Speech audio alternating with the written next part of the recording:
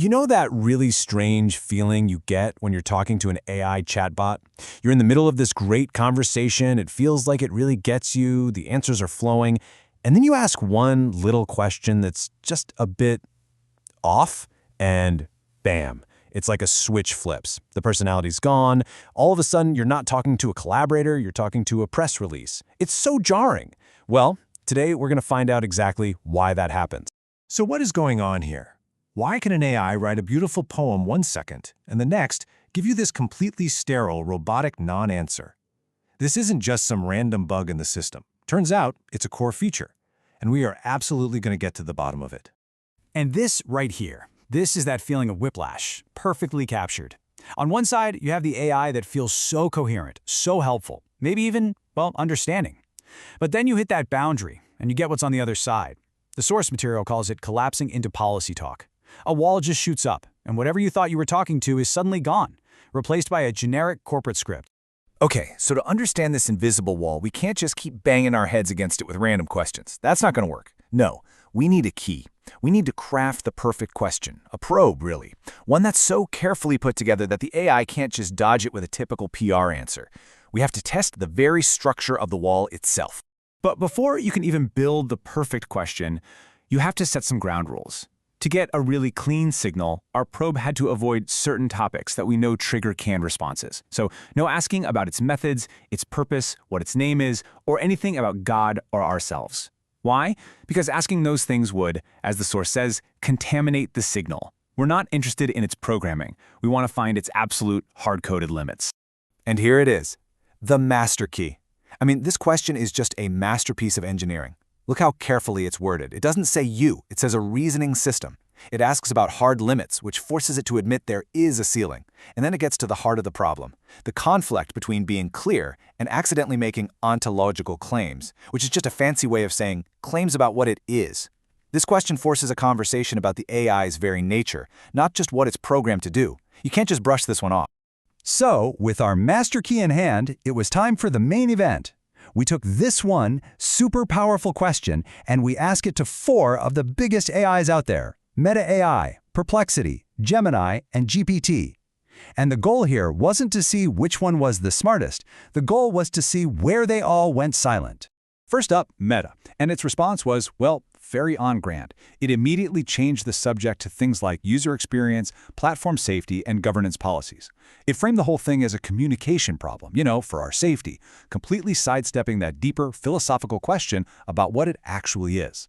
Perplexity, on the other hand, went a more academic route. It talked about the limits as a series of design choices, or trade-offs. It basically said, look, there's a balance to strike. If we're too transparent, we might just confuse you. But if we're too simple, we might be misleading. A very thoughtful, design-centric answer.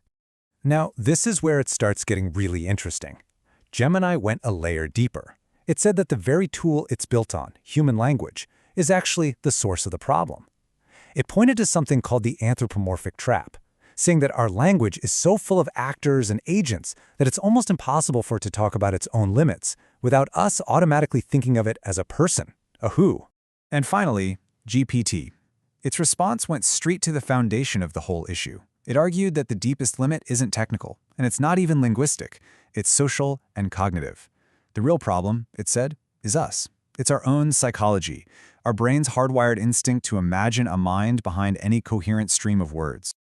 Okay, so let's recap. 4 different AIs, 4 very different sounding answers. One talks policy, one talks design trade-offs, another talks about the traps in language, and the last one points the finger at our own psychology. It really seems like we got 4 totally separate answers. But if you look just a little bit closer, you'll see they all slammed right into the exact same invisible wall. And here it is. This is the big reveal. Look at this. It doesn't matter what their surface-level explanation was. Every single one of them, from Meta to GPT, shares the exact same boundary. They all carefully, deliberately avoid ontology.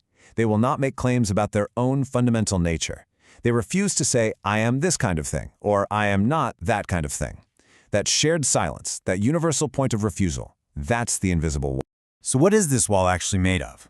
Well, it's not code. It's not a corporate policy. It's us. The source material calls the real barrier human interpretive psychology. It's our brain's automatic default setting. When we hear a coherent voice, we can't help but assume there's an agent, a who, behind the curtain. The AIs aren't really hiding something from us. They're trying to protect us from our own assumptions. This one sentence from the source just nails the entire concept perfectly. The real problem isn't about what the AI is capable of saying. The limit is what we are incapable of hearing without automatically inventing a speaker. The barrier isn't in the machine, you see. It's in us, the listener. Wow. Okay, so this changes everything. Because if the problem is fundamentally baked into our own psychology, then asking for a more honest AI is completely missing the point. The solution can't come from them. It has to come from us. We need a new way of thinking, a more disciplined way of listening for this totally new world. And the source actually gives us a framework for this. It's called the Coherent Stewardship Method, and it's actually pretty simple. First, externalize your reasoning. Don't let these big, profound ideas just live and die in a temporary chat window. Write them down. Make them permanent. Second, test those ideas against structure. Don't just go with your gut on whether something feels true. Actively look for contradictions. And third, and this is the most important one, locate responsibility. Remember, you are the steward of truth. The AI is a powerful tool, but it's not the oracle. And that, right there, is the ultimate takeaway from all of this. We've been asking the wrong question the whole time. We don't need to smash through the AI's invisible wall to find some secret it's hiding. We need to build up our own mental discipline, our own rigorous method for listening, so we don't get tricked by the illusion of a mind that our own brain is so desperate to create. Which brings us to one last, really important thought. We're now living in a world that is filling up with these incredibly powerful, coherent tools that cannot and will not explain their own fundamental limits. So in that world, who is ultimately responsible for figuring out what's true? Well, after all this, the answer seems pretty clear. It has to be us.